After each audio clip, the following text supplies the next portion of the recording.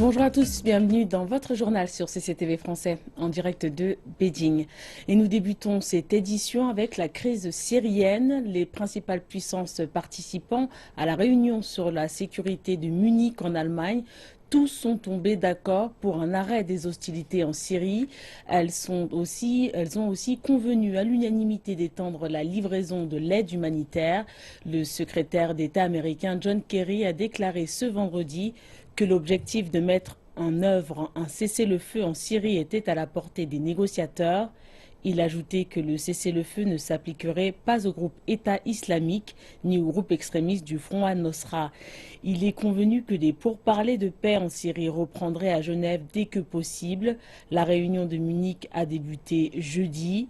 Les ministres des Affaires étrangères des États-Unis, de Russie et de Chine et d'une dizaine d'autres pays y participent. Et en marge, les tensions dans la péninsule coréenne continuent de s'intensifier. La zone industrielle de Kaesong, un des symboles de la coopération intercoréenne, a été fermée jeudi. Des camions sud-coréens chargés de marchandises et d'équipements passant la frontière du parc industriel de Kaesong jeudi. Séoul a décidé de fermer la zone en signe de protestation contre le dernier essai nucléaire de la RPDC et le lancement d'une fusée à longue portée. Nos forces armées sont prêtes à toute éventualité dans le complexe industriel de Kaesong. La priorité sera mise sur la vie et la sécurité des gens. En réponse, la RPDC a ordonné une prise de contrôle militaire du parc industriel et l'expulsion immédiate de tous les travailleurs sud-coréens. Tous les actifs ont été saisis. Pyongyang a également mis un terme à 2 lignes cruciales de communication transfrontalière.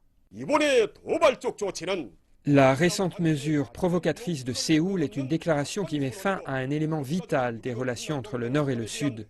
Cela va à l'encontre de la déclaration conjointe du 15 juin. C'est une dangereuse déclaration de guerre. La zone industrielle de Kaesong compte 124 entreprises sud-coréennes. Elles ont investi quelques 850 millions de dollars là-bas et blâment leur propre gouvernement pour ce qui vient de se passer. Je pense que le gouvernement sud-coréen devrait en prendre la responsabilité parce qu'il a pris une décision hâtive et unilatérale. Nous devrions recevoir une compensation du gouvernement qui couvrirait nos pertes. La RPDC sera aussi durement affectée par cette fermeture. Le parc industriel de Kaesong fait travailler 55 000 Nord-Coréens et permet une importante rentrée de devises étrangères dans le pays. Le complexe industriel de Kaesong est une zone de coopération économique et industrielle entre la Corée du Sud et la RPDC. Après le début des opérations en 2005, son futur est devenu étroitement lié à l'évolution des relations bilatérales. La RBDC a décidé de réduire le nombre de Sud-Coréens dans le complexe après avoir tiré par erreur sur un touriste en provenance de la Corée du Sud en 2008. En mars 2009, lors d'exercices militaires conjoints entre la Corée du Sud et les États-Unis, la RBDC ferme à 3 reprises le complexe industriel. Ensuite, en mai 2010, après qu'un navire de la marine ait fait naufrage au large des côtes sud-coréennes, la Corée du Sud décide alors de réduire le nombre d'employés sud-coréens. À la suite du bombardement de Yongbyon en novembre 2010, la RBDC interdit aux Sud-Coréens de pénétrer le parc industriel. En 2013, le 3e essai nucléaire nord-coréen provoque la détérioration des relations intercoréennes et pousse la RBDC à fermer le complexe pendant 5 mois. La fermeture du complexe provoque la perte de quelques 900 millions de dollars. Ainsi, la Corée du Sud et la RBDC décident de ne fermer le complexe sous aucun prétexte.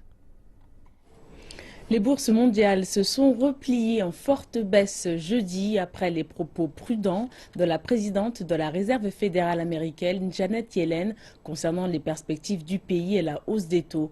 Elle a témoigné mercredi au Congrès, notant un accroissement des vents contraires pour les États-Unis. Les analystes estiment que les commentaires de Janet Yellen indiquent que la Fed pourrait repousser une possible hausse des taux d'intérêt et qu'une hausse des taux pour le mois de mars est à présent fort peu probable. En décembre, des membres de la Fed avaient déclaré qu'ils procéderaient à une hausse de 4/4 de point en 2016. Mais depuis cette date, la situation de l'économie mondiale s'est détériorée. Janet Yellen a également clairement indiqué que malgré les turbulences actuelles, ses projections à long terme au niveau national et international demeuraient positives. En retour, la faiblesse des prix des produits de base pourrait déclencher des pressions financières dans les économies basées sur l'exportation de denrées de base, en particulier les économies émergentes vulnérables et pour les entreprises produisant des denrées dans de nombreux pays. Si ces risques se matérialisent, l'activité financière et la demande pour les exportations américaines pourraient baisser et les conditions financières des marchés pourraient se resserrer davantage. Ces développements, s'ils s'avèrent persistants, pourraient peser sur les perspectives de l'activité économique et sur le marché du travail, bien qu'une baisse des taux d'intérêt à long terme et des prix du pétrole puisse fournir une compensation. Cependant, la hausse actuelle du marché de l'emploi et l'accélération de la hausse des salaires pourraient soutenir la croissance des revenus réels et donc la dépense des consommateurs. La croissance économique mondiale devrait reprendre, soutenue par des politiques monétaires très accommodantes à l'étranger. Et une avancée au niveau de la recherche, des scientifiques ont déclaré jeudi avoir détecté l'existence d'ondes gravitationnelles, des ondes prévues par la théorie de la relativité générale d'Albert Einstein il y a 100 ans. Plus de détails. Les ondes gravitationnelles détectées ont été produites pendant la dernière fraction de seconde de la fusion de deux trous noirs pour produire un unique trou noir plus massif, ont déclaré les scientifiques à l'origine de cette découverte lors d'une conférence de presse qui s'est tenue à Washington DC. Les ondes gravitationnelles ont été détectées le 14 septembre 2015 à 5h51 EDT, 9h51 GMT, par les deux détecteurs jumeaux du Laser Interferometer Gravitational Wave Observatory, ou LIGO, situé à Livingston en Louisiane et à Hanford à Washington. En se basant sur les signaux observés, les scientifiques du LIGO ont estimé que les trous noirs qui ont fusionné faisaient environ 29 et 36 fois la masse du Soleil, et que cet événement s'est produit il y a 1,3 milliard d'années. Une masse d'environ 3 fois la masse du Soleil a été convertie en onde gravitationnelle en une fraction de seconde, avec un pic dans la production d'énergie équivalent à 50 fois l'ensemble de l'univers visible. Merci de nous retrouver pour la deuxième partie dédiée à l'actualité chinoise. Une semaine exactement après le séisme qui a sévi dans le sud de Taïwan, une commémoration a été organisée en honneur aux victimes. Le bilan des victimes atteignait les 67 morts jeudi soir, 57 personnes restant manquantes. Plus de 550 personnes ont été blessées. Les secouristes continuent de creuser pour trouver les corps parmi les décombres du complexe d'appartements qui s'est effondré suite à la secousse d'une magnitude de 6,7. Dans le même temps, les autorités ont commencé leur enquête sur le rapport de sécurité du bâtiment. Et en dépit des efforts frénétiques pour trouver davantage de survivants parmi les décombres suite au séisme de Taïwan, de nombreux membres des familles ont été incapables de contenir leur frustration alors qu'ils attendent n'importe quel signe de leurs proches. C'est une scène sans cesse rejouée. L'espoir qui surgit brièvement avant de s'estomper. Les machines lourdes font une pause pour laisser une équipe dévaler un tas de décombres de ce qui était le complexe du Dragon d'Or. Mais l'équipe n'en extrait que 2 corps inertes de plus. C'en est trop pour de nombreux parents des disparus, leur angoisse et leur frustration se manifestant après une note d'information donnée jeudi. Vous nous demandez d'espérer un miracle, mais pourquoi ne faites-vous pas plus de fouilles? Il y a 2 zones ensevelies. Pourquoi vous concentrez-vous tellement sur le bloc G et ne faites pas grand-chose sur le bloc A? Les officiels étaient bien en peine d'expliquer leur stratégie de recherche et ses limitations. Le bloc s'est effondré de ce côté, donc les murs sont maintenant devenus comme le sol à la base. Il est simplement trop dangereux d'amener là-bas l'équipement lourd maintenant. Tout d'abord, nous voulions creuser un tunnel dans le bloc enseveli, mais c'est simplement trop risqué parce qu'il y a trop de poids au-dessus. Pour expliquer davantage, les officiels ont alors amené les parents proches au cœur du site de la catastrophe. Entre-temps, les autorités continuent leur enquête sur les causes de l'effondrement du bâtiment, lorsque presque tous les autres bâtiments dans la ville sont restés intacts après le séisme. Elles cherchent des preuves de la mauvaise qualité du travail, des matériaux ou d'altérations effectuées et retiennent 3 cadres du promoteur immobilier aujourd'hui disparus. Les autorités ont choisi de maintenir au secret les cadres, ne leur permettant pas de communiquer entre eux ni avec des gens à l'extérieur. C'est, disent-elles, parce qu'ils ont fait des déclarations contradictoires et pourraient sinon s'entendre pour trafiquer les preuves. Élucider les causes de l'effondrement et amener les responsables devant la justice pourrait constituer une forme de réconfort pour les familles des victimes. Le gouvernement central de Chine a apporté son soutien aux efforts de la police de Hong Kong en vue de maintenir l'ordre public lors des émeutes survenues lundi soir dans les rues. Le porte-parole du ministère chinois des Affaires étrangères, Hong Lei, a déclaré que la police avait agi de façon très professionnelle et avait fait preuve de retenue tout en ayant pris des mesures respectant la loi. Il a indiqué que le gouvernement central soutenait les autorités hongkongaises en maintenant la sécurité publique et la stabilité sociale et en punissant les comportements criminels. Des dizaines de personnes ont été accusées jeudi d'avoir pris part à des manifestations dans le district de Mongkok qui ont éclaté après un différend entre des vendeurs de rue et la police au premier jour des vacances de la nouvelle année lunaire. Les manifestants ont lancé des briques en direction de la police et mis le feu à des poubelles durant la nuit. La police a déclaré ne pas pouvoir exclure que cet incident ait été planifié, tout comme les violences, alors que des personnes ont été vues dans des véhicules remettant du matériel aux manifestants. Les émeutiers risquent une peine de prison maximale de 10 ans. Et notre série Redécouvrir l'Afrique nous emmène aujourd'hui au Kenya. Actuellement, seul un train et une route relient Mombasa à Nairobi, mais un projet chinois va bientôt changer tout cela. Je me trouve à la station de Voi. Ici, vous pouvez voir une ligne délabrée, héritée de la période coloniale britannique, reliant Mombasa et Nairobi. Les trains mettent plus de 12 heures pour parcourir les 450 km à travers de la savane qui sépare les deux principales villes kenyanes. À peu près 1 km de là où je me situe, une nouvelle ligne est en construction. Ce projet de nouvelle ligne ferroviaire entre Mombasa et Nairobi utilise toutes les techniques avancées chinoises. Je m'appelle Clémence, je vivais ici à Voi. Je travaillais dans une station d'essence au sud. Ce que je pense de la nouvelle ligne de chemin de fer, je pense qu'elle peut apporter des améliorations, notamment au niveau de la vitesse. Nous sommes impatients de voir cette nouvelle ligne. À côté de l'ancienne voie, une nouvelle ligne de chemin de fer est en cours de construction. Et cette fois, sa conception est chinoise. Agnès est une géomètre en charge des mesures, des calculs.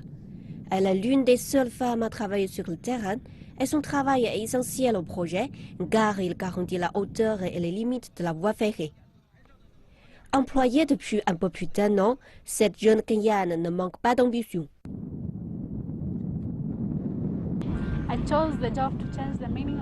J'ai choisi ce travail car je veux changer l'image des femmes au Kenya. Les Kenyanes vont penser que cet emploi est très difficile, mais pour moi c'est facile. Il m'oblige à travailler beaucoup, j'accumule beaucoup d'expérience avec ce travail. Sur un autre site de construction le long de la route, Zhang Zhaoyi, 45 ans, dirige avec un style propre ses employés. Ce style unique ne l'empêche toutefois pas de communiquer efficacement avec ses collègues.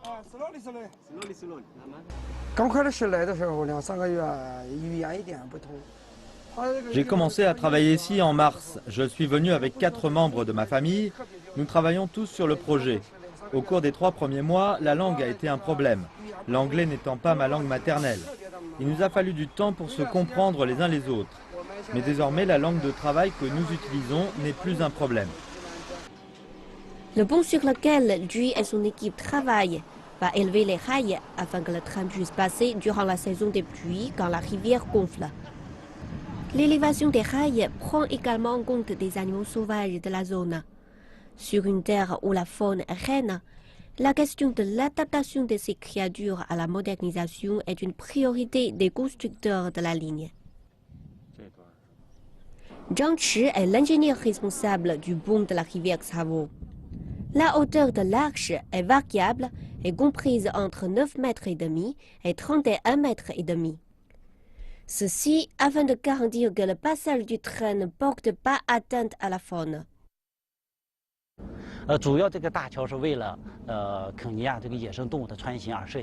Le pont est fait de manière à permettre le passage des animaux sauvages en raison de son emplacement sur la rivière Tsavo. Pendant la saison des pluies, de nombreux animaux viennent ici. Cette conception est nécessaire pour les animaux. Certains animaux n'ont même pas pris la peine d'atteindre. En plus du pont, près de 600 points de passage sont dispersés le long de la route, que ce soit pour les animaux ou pour les pluies. Il s'agit de la première ligne internationale et du premier projet entièrement conçu selon les normes chinoises. La construction devrait permettre d'élever le PIB du Kenya d'1,5%. Elle va créer plus de 30 000 emplois au Kenya, techniciens qualifiés et ingénieurs inclus. Une fois complété, le coût logistique chutera de 40%, ce qui apportera au système de transport du Kenya des bénéfices énormes. Pour une tribu située non loin de là, le train offre l'occasion de voir plus du monde.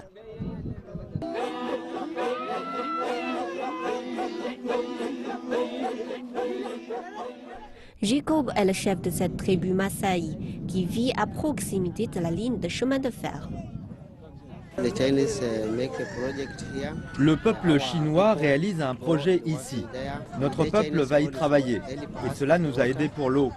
Car avant, nous n'avions pas d'eau près d'ici. Mais maintenant, notre peuple obtient de l'eau de ce site. Nous sommes donc très heureux que le train vienne ici. Le projet avance à grands pas. À l'avenir, la ligne de chemin de fer devrait être prolongée pour relier 5 autres pays d'Afrique de l'Est, ce qui permettra de stimuler le commerce régional. Les Chinois sont de plus en plus préoccupés par la qualité de leur environnement. C'est particulièrement vrai en mer de Chine méridionale, où une série de mesures très innovatrices ont été implantées pour notamment protéger les récifs coralliens entourant l'île de Jiaoshu. Reportage. L'avenir de l'île de Jiaoshu semble plus vert que jamais. Il y a plus d'immeubles que lors de notre première visite il y a 2 ans. Nous avons rencontré la famille de Chen Yihu à nouveau. Ils vivent ici avec d'autres familles dans cette communauté. Je suis très fière de vivre à Jiaoshu et je suis très satisfaite de l'amélioration des conditions de vie ici. Nous pouvons nous fier là-dessus et on se sent chez nous beaucoup plus que par le passé. Beaucoup de choses ont changé en 2 ans. Maintenant, il y a l'électricité, un réseau 4G et l'eau courante. Mais le plus grand changement réside dans le changement de mentalité. On nous a appris à ne plus couper les arbres pour faire cuire notre nourriture et à ne plus chasser les jeunes oiseaux. On arrête de pêcher en juin pendant 3 mois. Toutes ces mesures visent à protéger les écosystèmes. En 2013, 1 an après l'établissement de Sansha, nous sommes venus à Jiaoshu. Chen Yihu et son fils Chen Siyu allaient à la pêche chaque jour. Ils avaient déjà vu le nombre d'escargots et de poissons baisser dans les eaux côtières. C'était la même année que Sansha a instauré une nouvelle réglementation pour interdire la pêche illégale. Un programme de protection pour les récifs de corail a aussi été mis en place.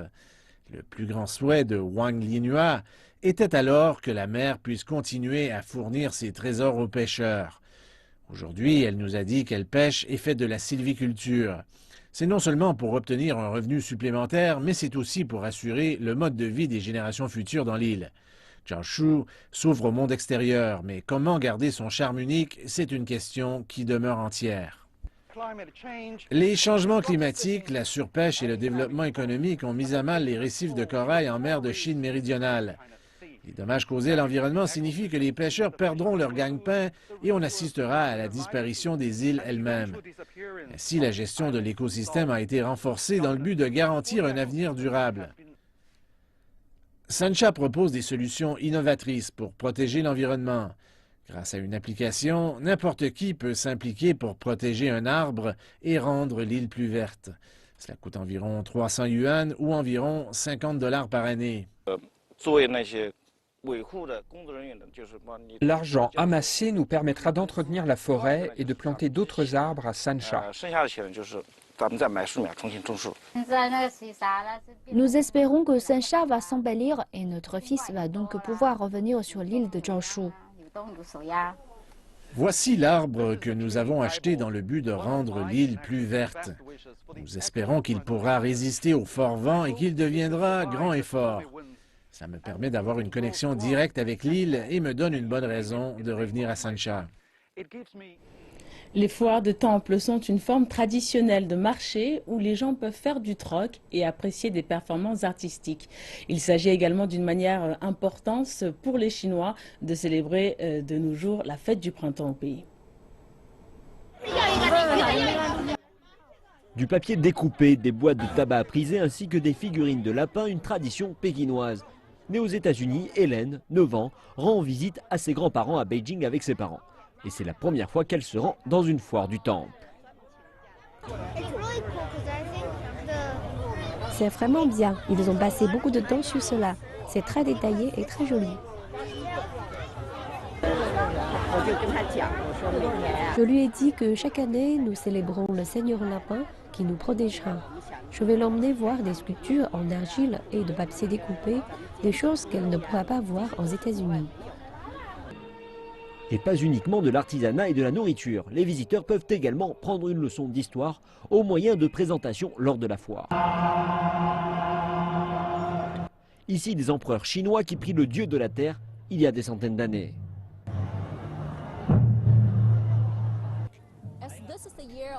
Alors que nous sommes entrés dans l'année du singe, celui-ci est une star de cette foire du temple.